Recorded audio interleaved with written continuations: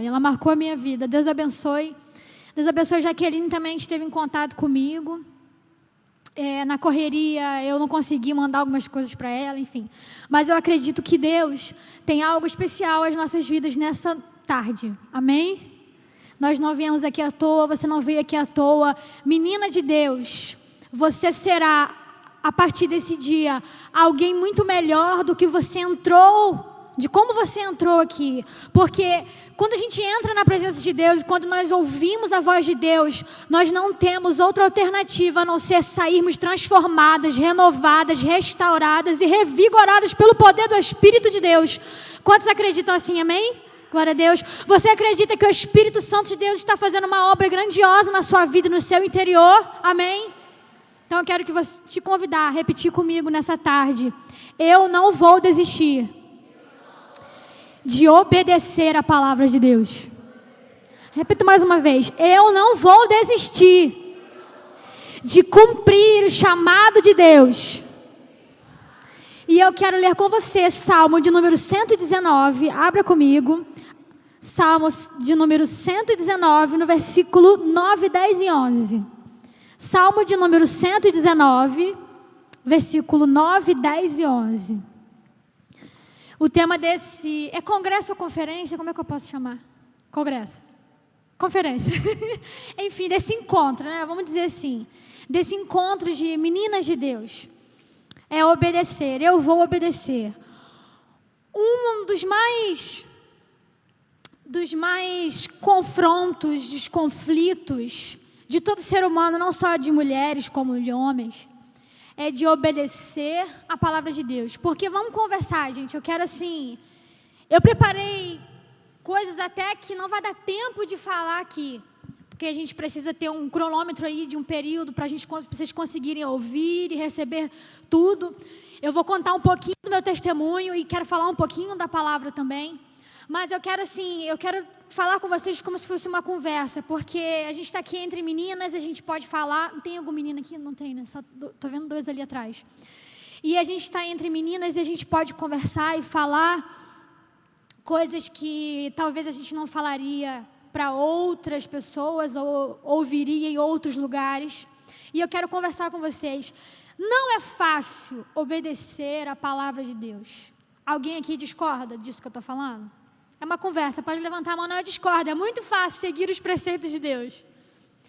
Nunca foi e nunca será fácil seguir a ordem de Deus.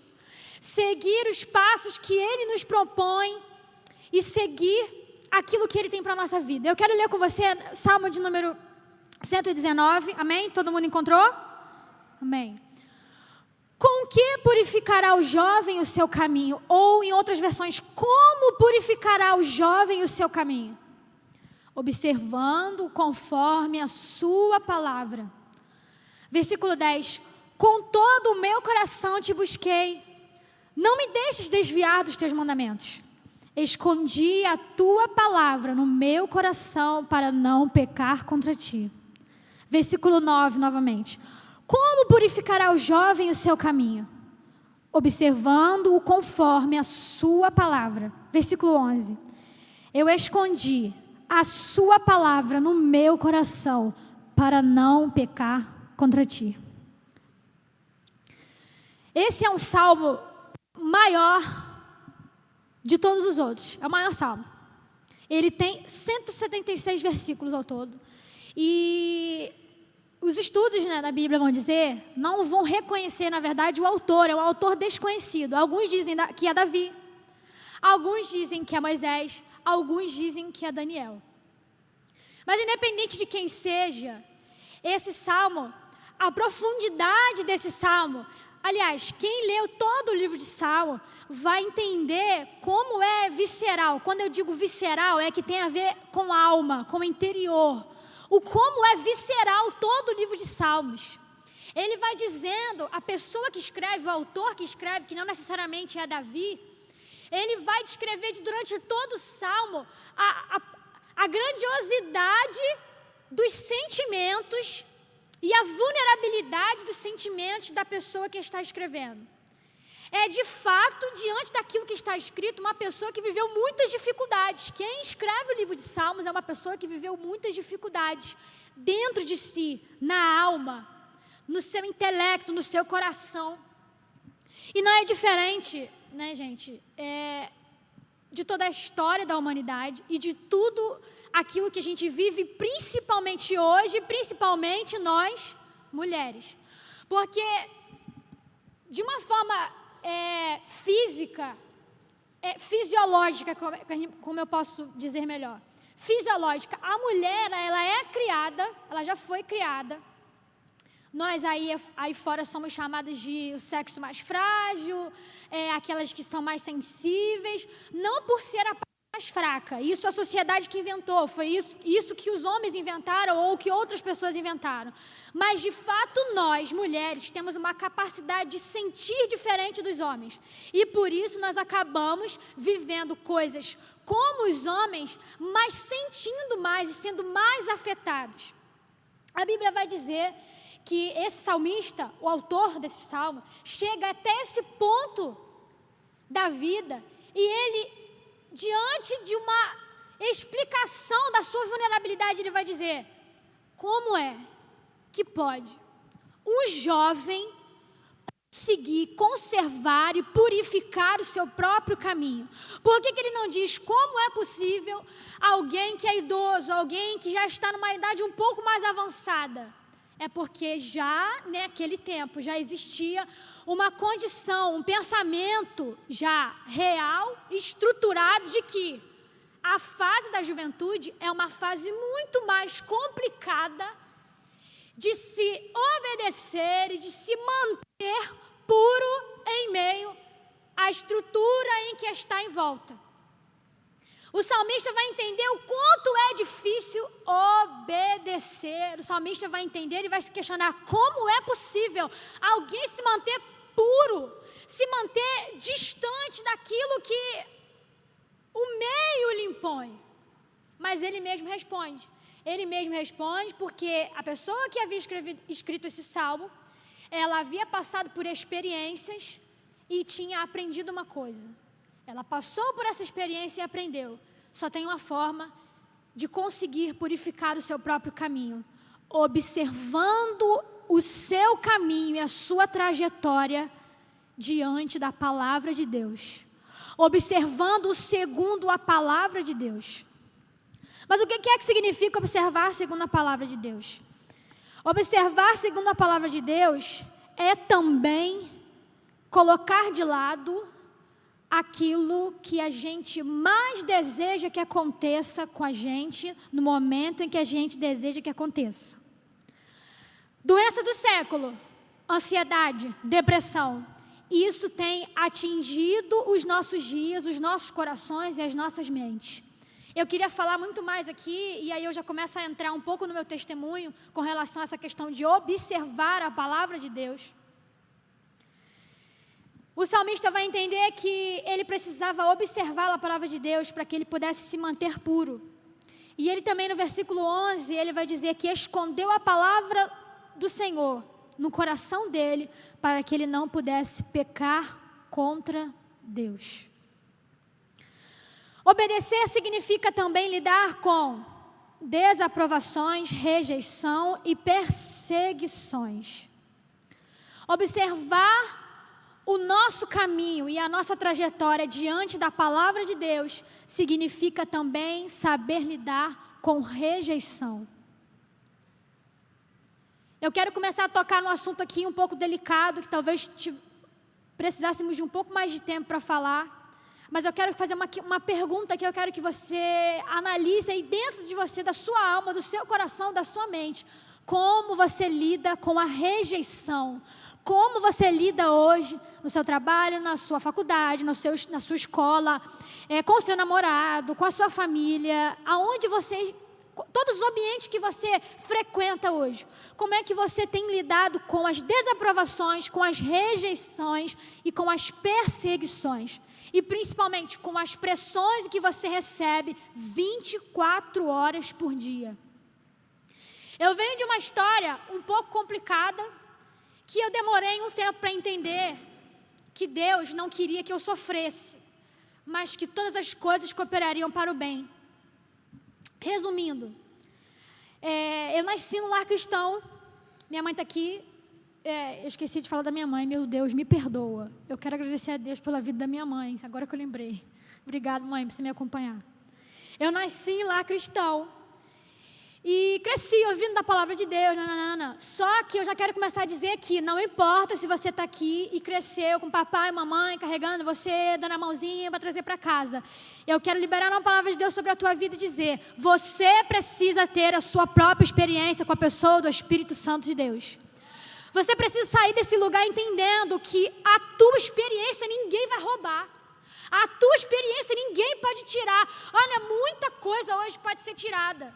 Alguém pode vir tirar a sua vida, é isso mesmo. A Bíblia fala sobre isso. Não tema aquele que pode tirar a sua vida, mas não pode tirar o teu espírito, porque o teu espírito pertence a Deus.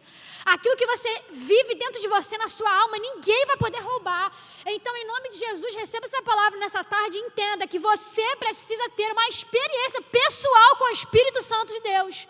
Você não nasceu, você não cresceu, você não existe para viver aleatoriamente essa vida e viver assim, não, eu vou para a igreja só para louvar o Senhor, sentar no meu banquinho e dizer para alguém no colégio que eu sou crente, que eu sou cristão. Não, você nasceu com um propósito, agradar ao Espírito Santo de Deus, louvar a Deus e viver uma experiência certa, uma experiência profunda com a pessoa do Espírito Santo de Deus. Mas por favor, irmã Tayane, como é que eu vou viver essa experiência? Se você está aqui sentado e nunca viveu uma experiência, e vem aqui, vai, entra na igreja, sai da igreja, entra na igreja, mas nunca viveu algo forte e íntimo, eu quero ministrar sobre a tua vida nessa tarde, dizer que Deus está disposto a te dar uma experiência, mas Ele quer que você busque a presença dEle, dizendo exatamente isso que você deseja. Eu nasci em lar cristão, cresci em lar cristão, mas quando chegou a época da minha adolescência, foi a época que Deus me chamou para viver uma experiência, algo diferente. Aos 14 anos de idade, a nossa casa foi assaltada, eu morava no lote 15. Esse foi o primeiro episódio, assim, vamos dizer, macabro da minha vida, que eu vivi traumatizada durante um ano, né? Porque em 2004, eu tenho 29 anos, eu sei que não pareço, obrigado. Eu tenho 29 anos, mas com 14, eu já comecei a viver coisas muito fortes com Deus. No ano de 2004, nossa casa foi assaltada de madrugada. Ele entrou na casa da minha irmã em cima e assaltou nossa casa embaixo, arma na cabeça, ajoelha no canto e queria levar todo mundo, e queria me levar.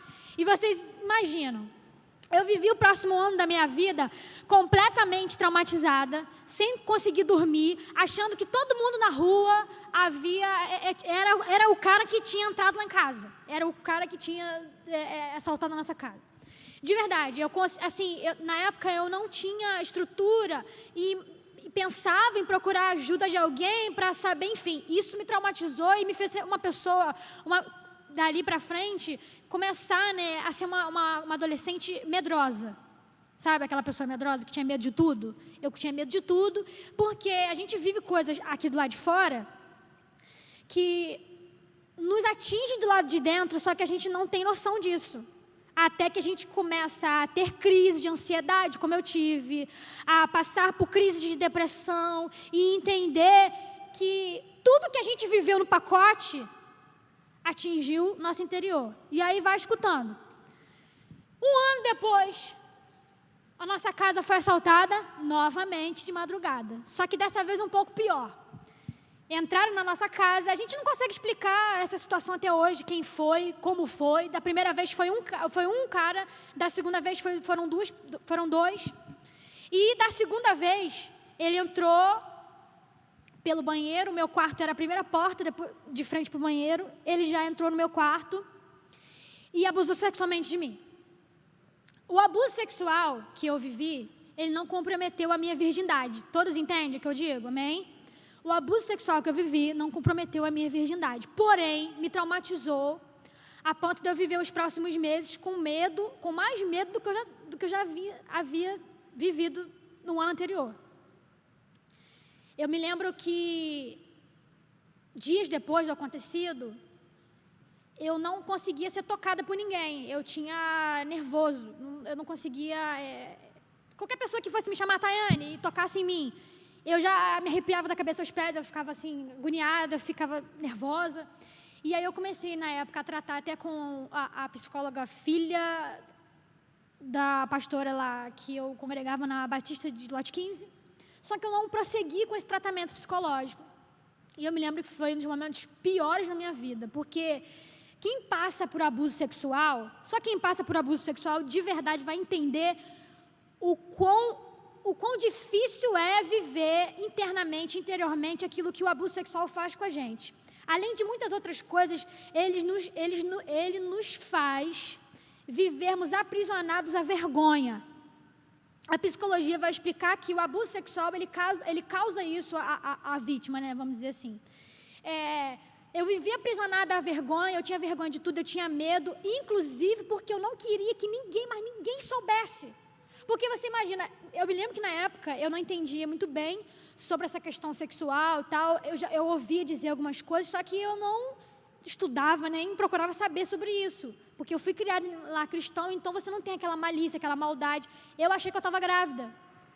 Depois do acontecido, eu achei que eu estava grávida, eu fiquei desesperada, eu falei, meu Deus, eu estou grávida, socorro.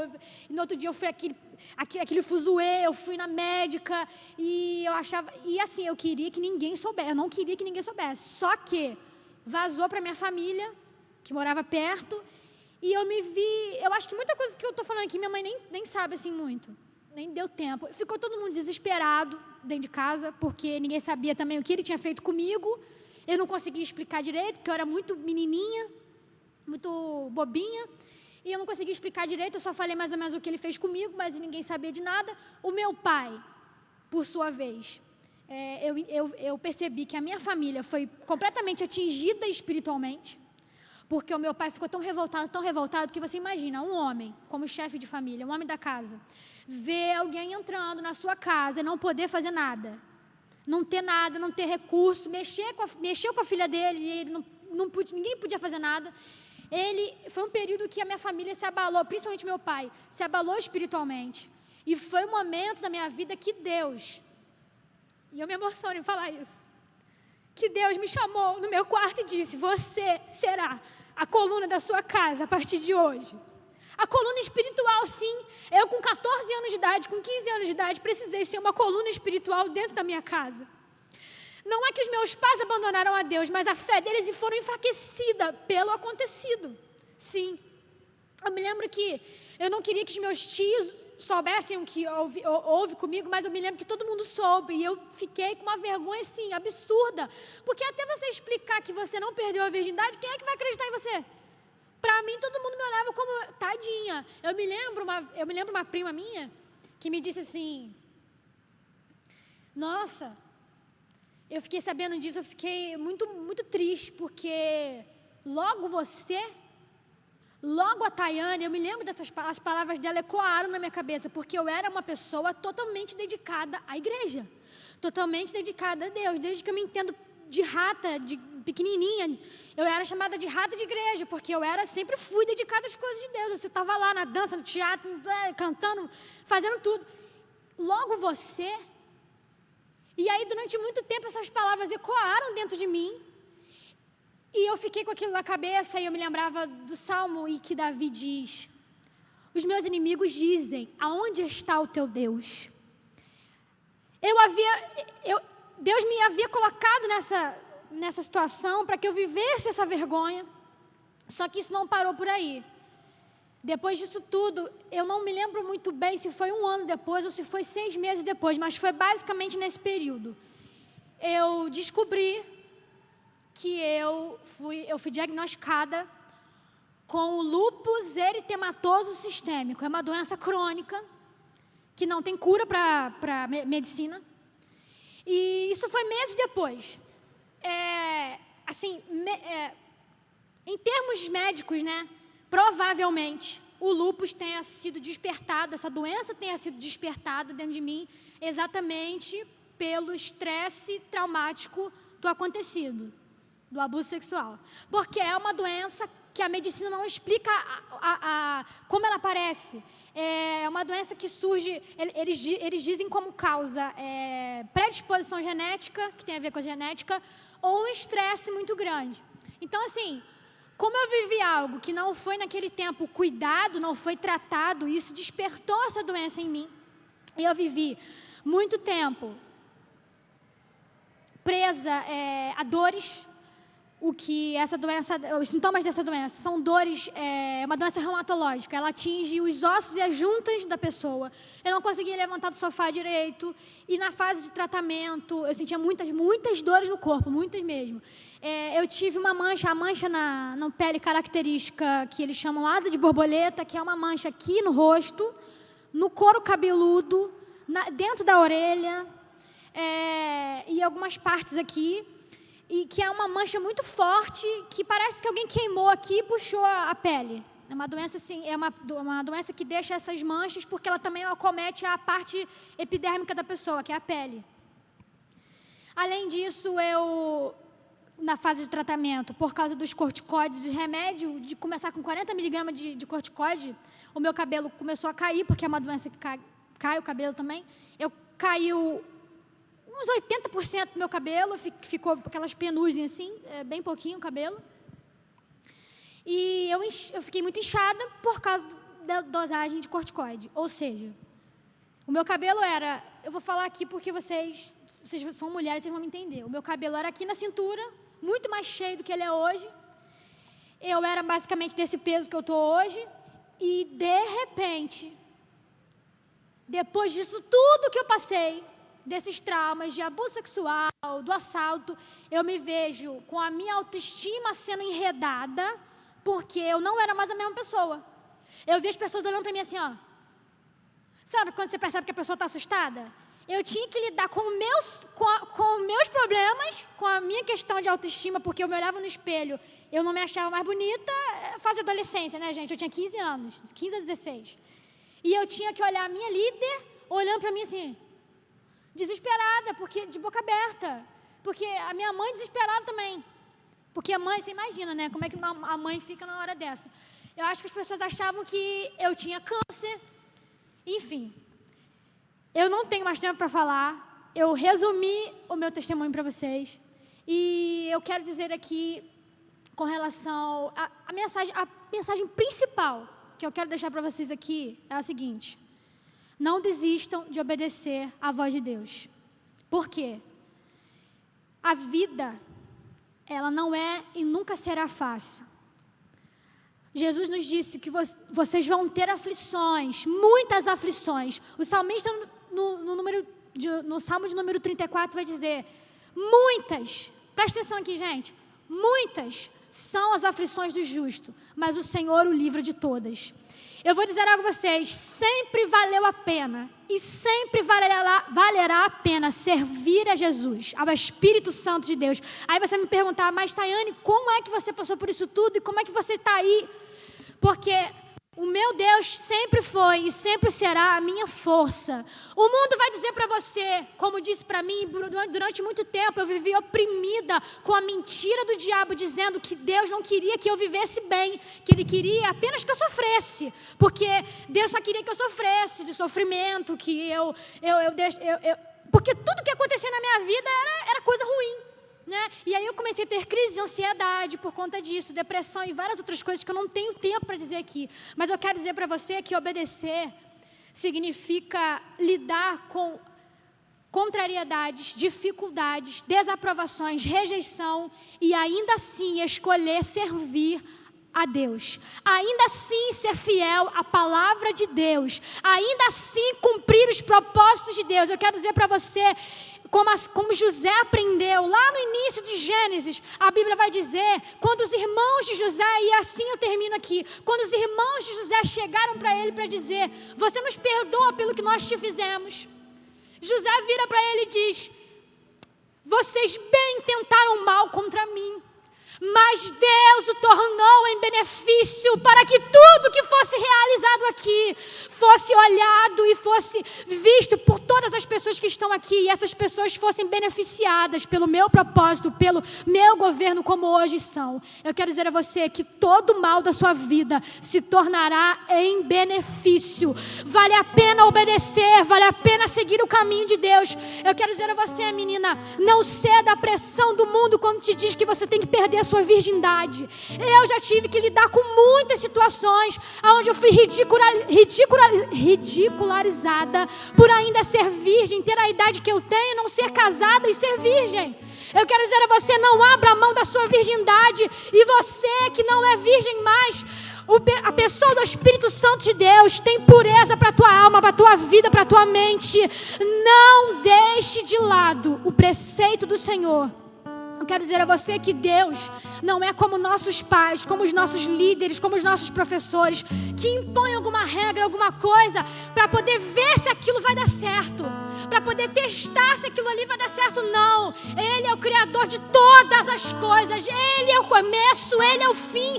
Ele já colocou na Bíblia aquilo que Ele sabe que se você obedecer, vai ser para o seu bem, porque a Bíblia vai dizer: eu é que sei os pensamentos que tenho ao vosso respeito, são pensamentos de paz e não de mal. Não desista de obedecer ao Senhor, não desista de cumprir os propósitos de Deus e buscar a vontade de Deus para a tua vida. Ei, preste atenção, a vontade de Deus para a tua vida está aqui. Está aqui a vontade de Deus para a tua vida. Você não tem que orar e pedir um profeta, para Deus levantar um profeta para te dizer. Se Ele quiser, Ele vai levantar. Mas não cometa essa imaturidade espiritual de viver uma vida perguntando para Deus: levanta um profeta para falar comigo. A Bíblia está aqui para dizer exatamente a vontade dEle para a tua vida.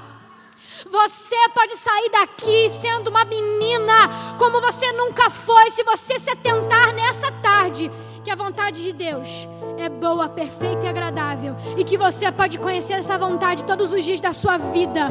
Você pode viver o maior romance que essa história já conheceu com Jesus Cristo, aquele que te ama, aquele que morreu por você e que você nunca vai conhecer nenhum homem na sua vida que te ame mais do que Ele. Eu quero encerrar minha palavra pedindo para você se colocar de pé, porque eu não tenho mais tempo. Eu quero chamar a Marlúcia, que eu avisei ela aqui. Rapidinho, vem cá, rapidinho. Eu quero orar aí em 5 minutos. Eu vou orar, 5 minutos.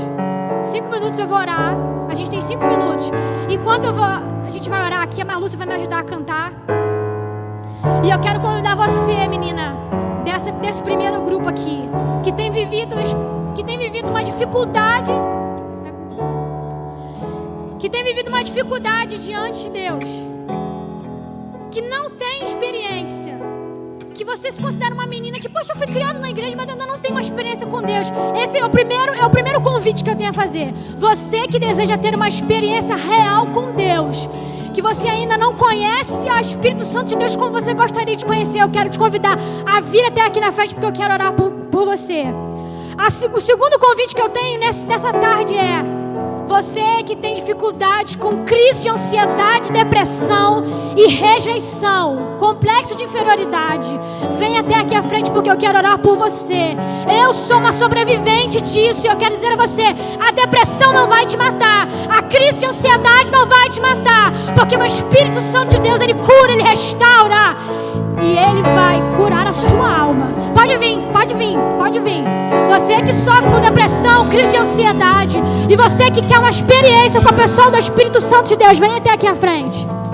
Lugar secreto, lugar secreto. Em nome de Jesus, Senhor, nós queremos ministrar a Tua cura, a Tua graça, o Teu favor aqui, Jesus. Cante, cante, cante, ore. Tu és tudo que eu mais quero.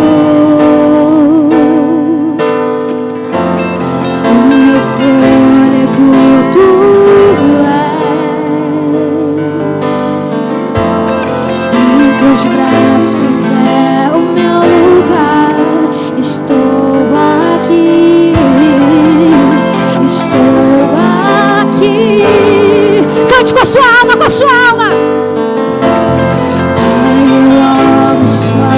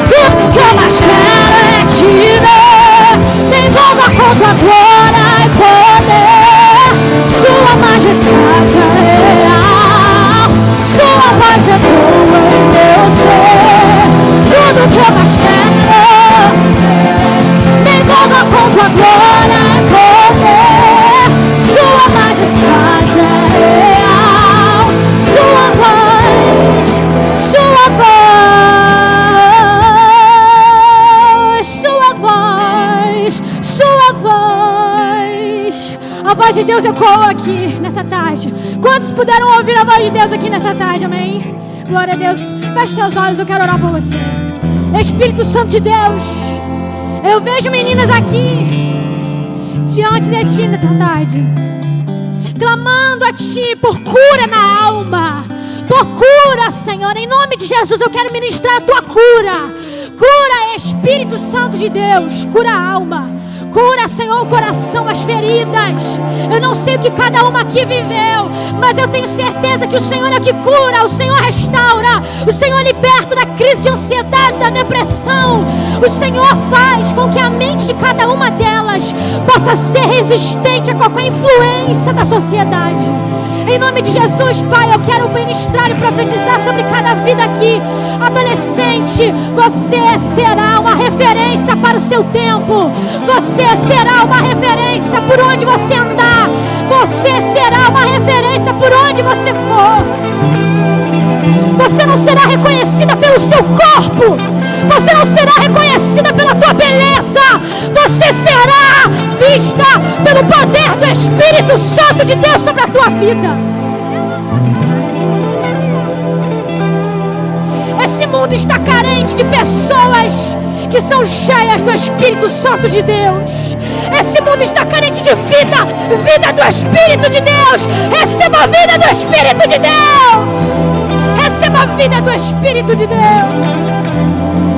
Receba a vida do Espírito Santo de Deus. Você que veio até aqui à frente e crê que o Espírito Santo de Deus já fez uma obra na sua vida, pode voltar para o seu lugar de cabeça em pé, sabendo que o Espírito Santo de Deus é o teu amigo e não vai te abandonar. Eu quero agradecer uma oportunidade para esse primeiro momento. Você pode voltar para o seu lugar e continuar adorando ao Senhor. Amém.